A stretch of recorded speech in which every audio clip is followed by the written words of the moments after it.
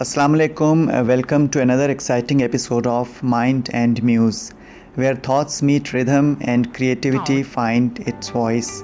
I'm your RJ Imad Kasir, and every Saturday and Sunday from 12 to 2 p.m. on FM Planet 87.6, we dive deep into the world of art, literature, music, and mind sciences. You can catch us live on our Facebook page, and where you can have stream us live, and you can download our app Radio Park from Play Store, and you can tune into www.radio.gov.pk. Let your mind wander with Mind and Muse. I am Imad, and today we will be having a very interesting and special discussion. We will be joining by a very special guest, and we will be having discussion on mind sciences and positive thinking.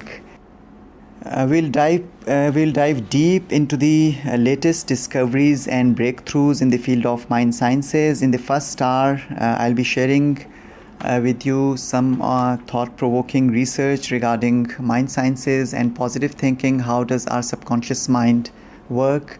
And then in the second half of the show, as I mentioned earlier, we will discuss this lovely realm of mind sciences and positive thinking with our very special guest.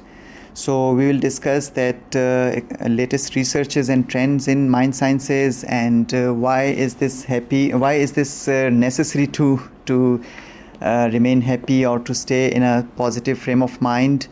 What strategy we can apply to stay positive, and what role our thoughts play in shaping our behaviors and making us life more productive and creative.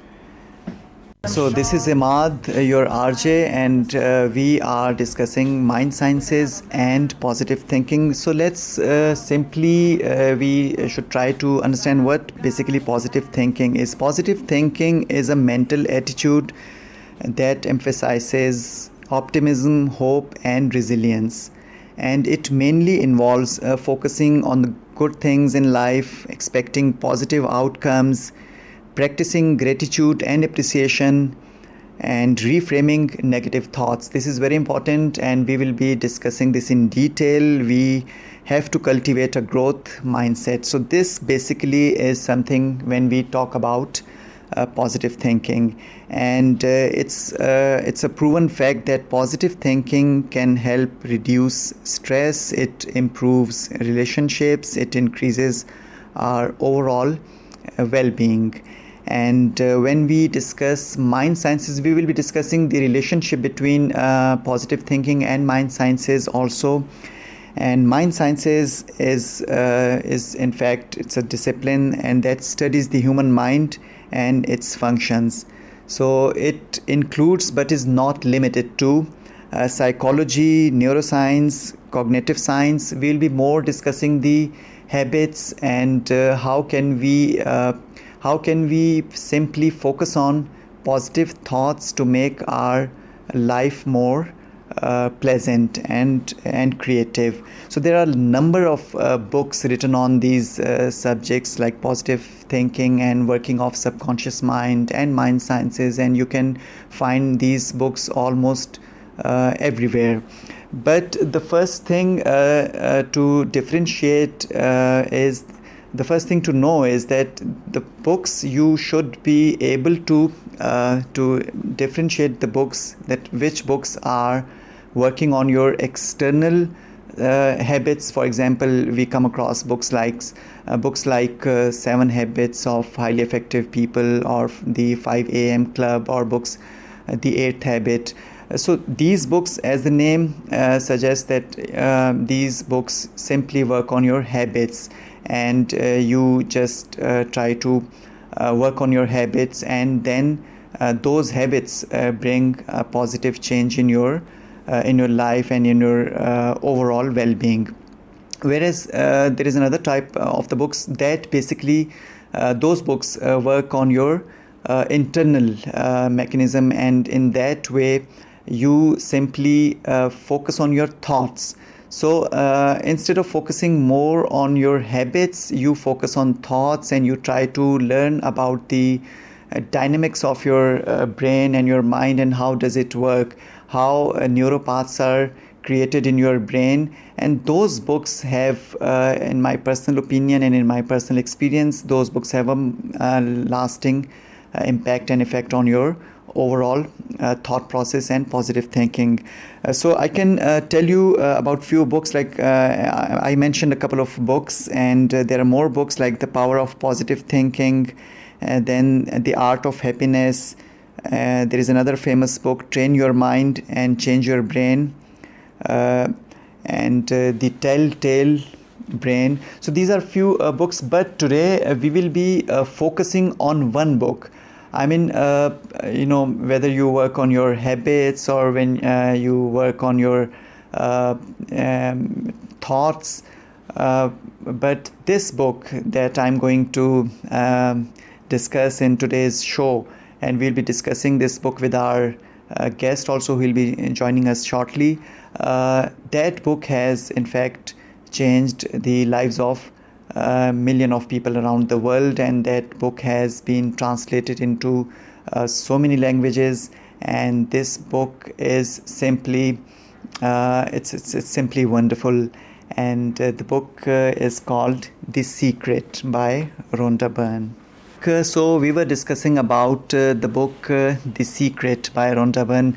Rhonda Byrne, she's an Australian writer and movie. She also directs movies and makes documentaries. And this book was initially written in 2006, and since then the book has been translated into more than 50 languages, as I mentioned earlier. And the book basically discusses a very interesting idea. It says that in the universe there are so many laws. The universe is governed by so many laws, and in those laws there is a very important law that is called the law of attraction. And if we talk about that law simply, so that law tells us that whatever we think, we attract the similar energy, and all those energies then manifest the reality we experience. So our thoughts, feelings, emotions, they attract similar experiences into our life. And once we know that whatever our thoughts are, they attract a similar and corresponding reality, so only then we'll be able to focus more on our thoughts. And that is why it's always a focus on thinking positive. And if we focus on positive thoughts, we can attract positive experiences more. So the probability of attracting positive outcomes in your life increases when we focus more on our thoughts in a positive way. So this entire book, The Secret, we are discussing, this focuses on this very concept of the law of attraction.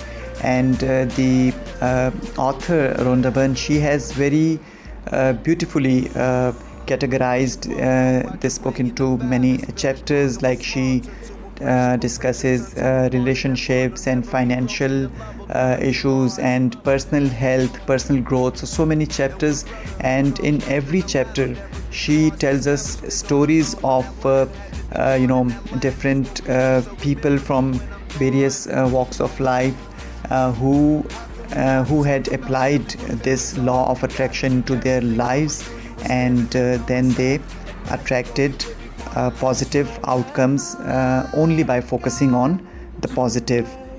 So they in the book, she tells us that first of all we should be very clear on the fact that what we think, that manifests our reality. And then she says that we should clearly define and ask ourselves that what exactly we want. So that is very important. Like for instance, if someone is taking an exam and he or she hasn't prepared well for the exam, and although at the back of his or her mind they want to get that exam cleared, but if they are thinking that I haven't prepared well and my result may not be as good as I want, so he or she will never succeed in that exam. So first of all, we should be very clear that what we exactly require, what we ask. So we should define that what we need to attract, and then we should in the second step, we should believe in what we are asking for. Unless we are having faith on our thoughts, unless we are certain of the fact that whatever we will be thinking, that will manifest exactly the way we want, we cannot achieve our goals, may it be a short-term or a long-term goal or anything else in our life. So the first thing is the understanding of our thoughts. Then she says that we should ask clearly what we want. Like for example, if you go to a restaurant, we should exactly know that why are we there, what food we want to order. So she tells us that this universe is, maybe we can call it a restaurant, and whatever we are going to order to that universe, we will be attracting, or we will be having that on our table. So the first thing is asking yourself, then believing in your thoughts, and the third thing is that we should be open to receive whatever we had asked for. So once we ask something from the universe, we should believe in it, that we are going to accept it, and then we will definitely be receiving that. So this is the whole idea behind this book, and as I mentioned, that this book has changed lives of millions of people around the globe, and this book is simply I can say that this produces magical results. In this book, she discusses the law of attraction, and we should know that what we are asking from the universe, we should believe in it, and then we will receive the same what we had thought for, and what was our thinking process behind those thoughts. So in the next step, she tells us the power of thought. As I mentioned, that negative thoughts can attract negative experiences, and positive thoughts attract positive experiences. Another important aspect in this book is that the power of gratitude. That is very important when we talk about positive thinking or mind sciences. It tells us that whatever you have already, you should be grateful for that in the first place to attract more. So focus on what you already have rather than focusing on your lack. So for instance, if someone wants maybe whatever in life, maybe it's knowledge or it's money, whatever he or she wants to have in his life. So first he or she should be grateful for the stuff they already have, and only then they can go into that vibration or that energy to attract more of it. So unless one is grateful of the stuff they do have already, they cannot attract it more. So this is very important and a technical point in this book. And then we should also practice gratitude to shift our focus on the positive aspect of life. Like we must have heard about that example of that half empty or half full glass. So that's a cliche example, but it is important to know that if we keep our focus on the empty part, we will be attracting more of the emptiness. If we focus on lack, we will be attracting more lack. So we will become abundant in lack. There is no lack in the universe. In universe, everything is abundant. So this is the only thing we should know, is that we must focus on the abundant stuff, and we should focus on the positive angle of it, and by doing so we can attract more of it. And for that matter, gratitude is absolutely vital. Unless we are grateful, we cannot achieve more, and it helps us basically attract more positivity in our life. So, in the first step, we discussed that we should be, first of all, aware of the power of thought, that thought is the most powerful known force. If you go into the detail of a thought, it travels by the light of speed, and it's very powerful. We simply don't know the power of thought, and then we focus on this concept, that how our thoughts shape our reality. And then I just mentioned that the importance of gratitude.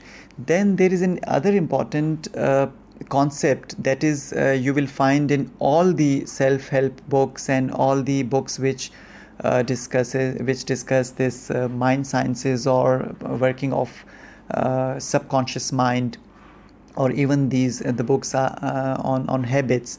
They all discuss this concept of visualization.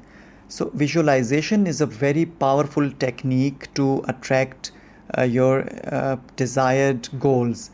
And visualization is how you focus on your goals and desires, and you simply make a picture in your mind, and you just live that picture in a way that you start thinking that it's already done. And when you affirm yourself, you keep on practicing the same thought over and over again, and that basically cultivates a positive mindset, and that simply makes that dream a reality. So this is really important, that how you visualize something. Like, for instance, if a student wants to get admission at a certain university, he or she should focus on, he or she should focus that he's already in that university, he is sitting with any professor there, or he's sitting on a bench in that university or that college. And once he or she starts visualizing that stuff, which is not happened in reality yet, but once he starts visualizing the same, the reality or the universe will make sure that he or she achieves that goal. And this is called, in simple words, the visualization technique.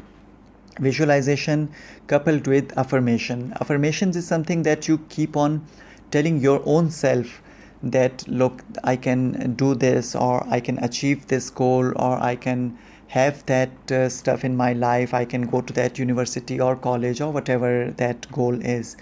So this book also tells you about the visualization and affirmations practiced and experienced by so many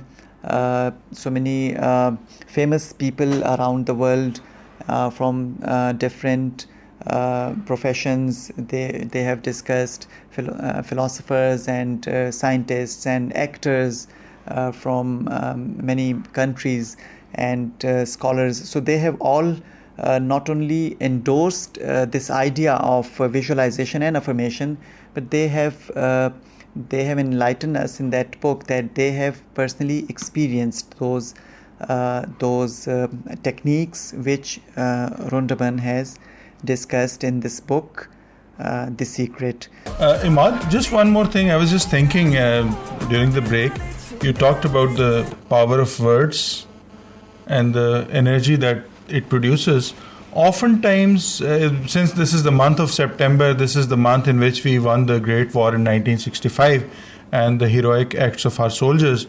But it's a very common practice that in a war, when the soldiers are to be motivated, they would say, Nara Takbir, Allahu Akbar. Then they would say, Nara Risalat, Ya Rasulullah Sallallahu Alaihi Wasallam. And then they would say, Nara Haidari, and they would respond, Ya Ali.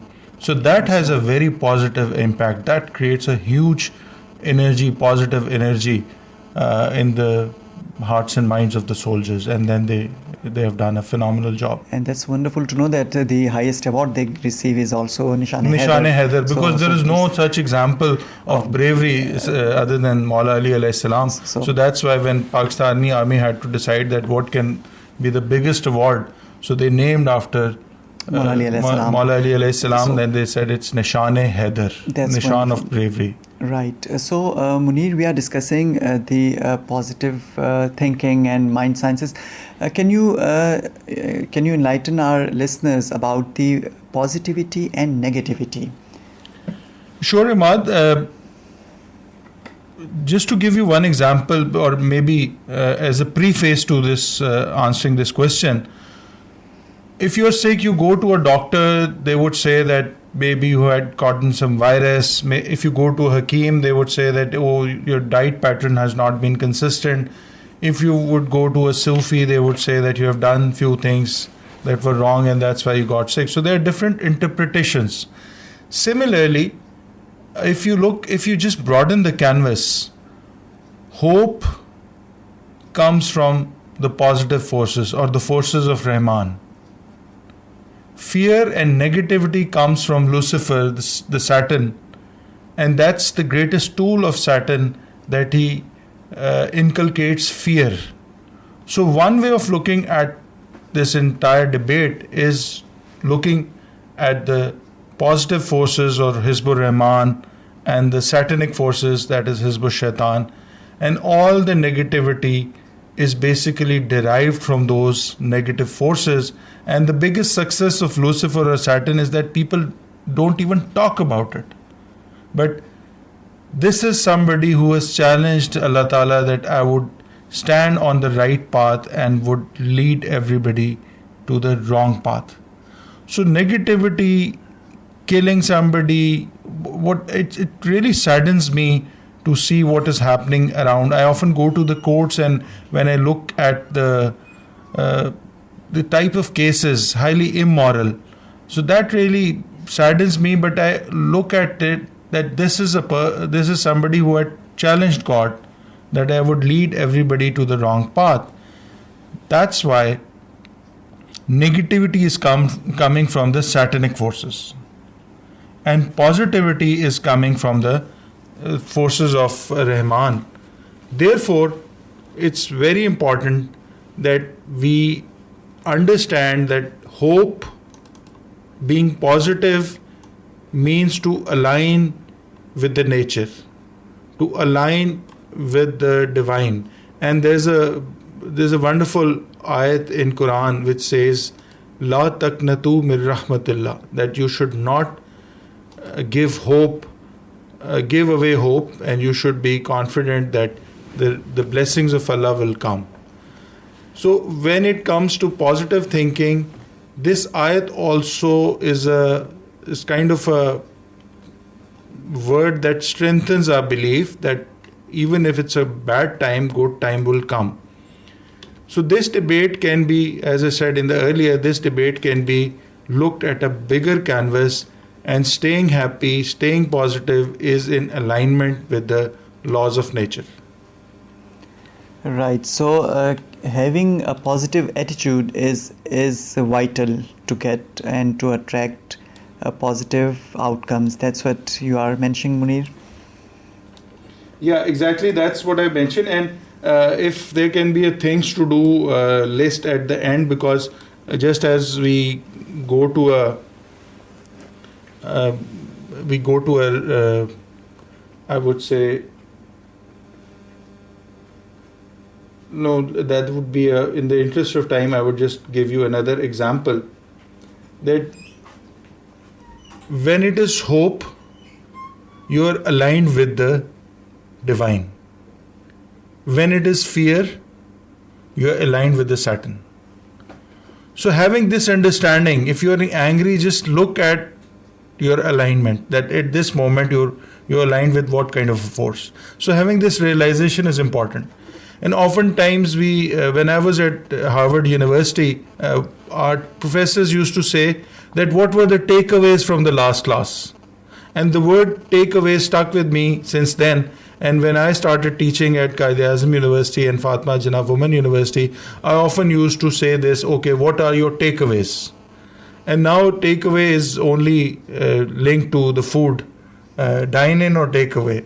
So again, one of the takeaways from this program can be what things one has to change. So I'll just summarize towards the end as well, but here I would just like to reiterate that changing the thoughts, changing the vocabulary is the essential step.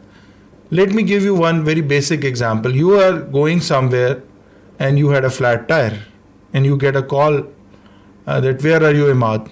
Now, choosing the words wisely is very important. You can say, there is a very big problem that I am facing. My tire is flat, I have to reach, and I am very anxious.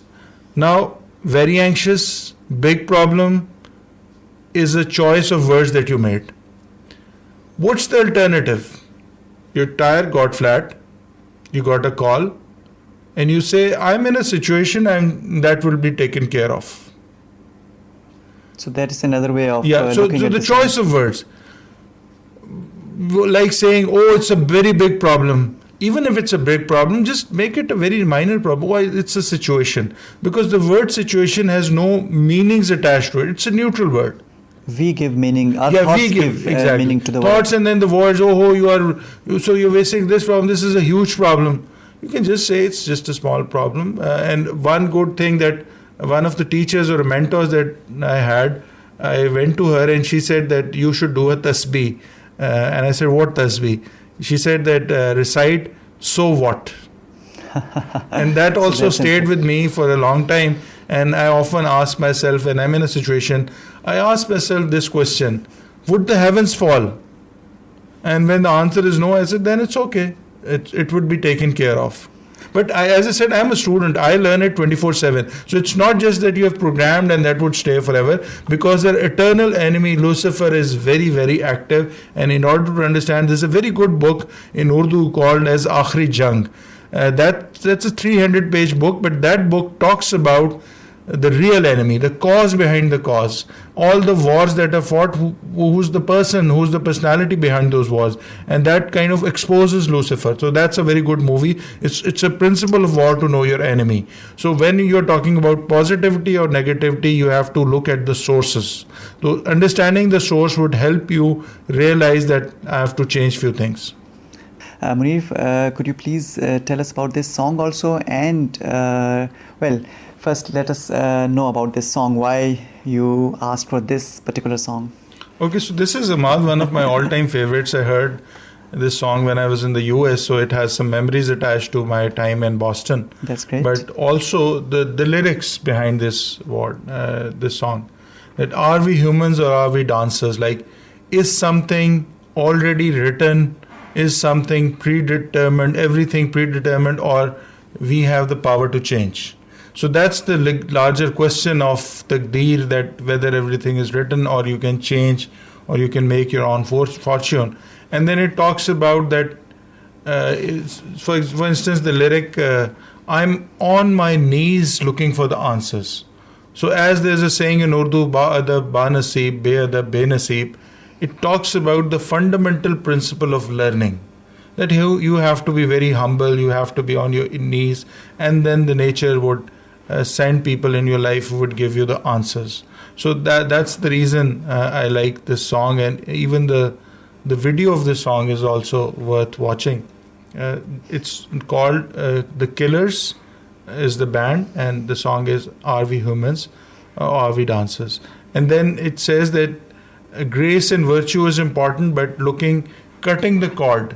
Now, cutting the cord, Imad, would mean that things that we have learned over the past, and those things we are just taken with us throughout our life. For example, one saying, कि नसीब से ज़्यादा नहीं, वक्त से पहले नहीं. Now, when this is the thought, I've seen my students fail in the exam and they would say, नसीब में नहीं था. Now, I tell them that it's not in your fortune. The God who made this universe out of ishq, out of love, for Sarwar-e Kainat Muhammad sallallahu alaihi wasallam. So this is the foundation. Ishq is the foundation. Love is the foundation for creation of this universe. When this is the foundation, He cannot want you to fail. So it is our own actions, and then we put everything blame on the nasib. So this song answers this question, that it's not that everything is predetermined. There has to be some human action. And we can always change our fortunes, we can always change our fate. So such quotations such as everything is predetermined kind of limits your abilities. And one such person who was limitless was a tale that we read in schools was Sheikh Chilli. Now Sheikh Chilli, I think, is a very positive character. He had the power to dream, and we have kind of made him like a laughing stock, because he had the power to dream that there would be chicken, there would be eggs, and I would sell those, and then I'll create an empire. And then the eggs fall, and the moral of the story is, don't think khayali pulao is not good. I think that's a highly negative story that we are taught in the schools, because in our childhood we are very powerful in our imagination, in our creation, and that story had a very negative role, that had a kind of a limiting role in our life. So if I'll quickly summarize the takeaways from this show, Imad, would be that it's important to read about the law of attraction. And if we don't have 100 minutes, and I would clearly say that we humans are at a loss, as this is essential material. So the basics would be, the minimum would be reading or watching this video of Bob Proctor, 11 Forgotten Laws. And then understanding that there are many other books. For example, there's a very good book, The Power of Subconscious Mind. It is available on internet. It's a free PDF book. That's an excellent book. Then the third thing, there's a very good movie, It's a Wonderful Life, that talks about this positivity and the role of invisible helpers. So first step, reading the material, understanding what this is all about, getting a sense of it. Second step, making the changes, necessary changes. Necessary change has to be started from the thought. Saying that it is possible, saying that I can do it, nothing is impossible. This affirmation is important, because again, coming to the example of a war, a general would never tell his soldiers that fight this war, we may or may not win. He would say you're going to win this war, because that's the affirmation that you have to give to the people, to the soldiers. So that's the affirmation that we have to give to ourselves. That the affirmation that we can do it, whatever our problem is, we can solve the problem. After the thought, next would be the words that we use. Stop using the word I'm in a mess, life is a mess. Stop listening to sad songs, because then you would get more sadness in your life. You're attracting sadness because of all the time you're listening to ghazals and songs that make you sad, and then all of a sudden you get more sadness, and then you would say life is all about sadness. You're attracting it. So choosing the words wisely, choosing the positive words is essential. And then every creation, Imad, I would say, is in the mind. Whether this particular program, these mic, the aeroplane, trains, horses, horsepower. The engine is known as horsepower because it was thought that engine would have the power of this much horses. So every creation is in the mind first. Similarly, every sin, every wrong thing is first conceived in the mind. Similarly, every good thing is first conceived in the mind. That is why one of the greatest public servants, Abdul Sattar Eidi Saab, used to say that everything is possible. And Bilqis Eidi once said that Abdul Sattar Eidi talks like Sheikh Chilli. And he started from just nothing, and it's a matter of great pride for us Pakistanis that the largest private ambulance network in the entire world belongs to Abdul Sattar Eidi Saab. That's really great and very nicely explained. And listeners, we had a wonderful conversation with our esteemed guest, Mr. Munir Ahmad. We discussed the mind sciences, the power of words, positive thinking, attitude, and Mr. Munir told you about a movie also, and Bob Proctor's videos and books. And we discussed this book by Rhonda Byrne, The Secret, in the start of the program also. So I'm sure that you people must have must have enjoyed our show and learned something, and I'm sure that applying mind sciences and positive thinking into your life can lead you to a very happy and pleasant change in your life. So till next Saturday, this is your RJ Imad Kasir signing off from Mind and Muse. And Munir, once again, thank you very much. And your last thought, for maybe in a few seconds, if you can tell on positive thinking, your last thought. Everything is possible. There's no word such as impossible. Allah Hafiz.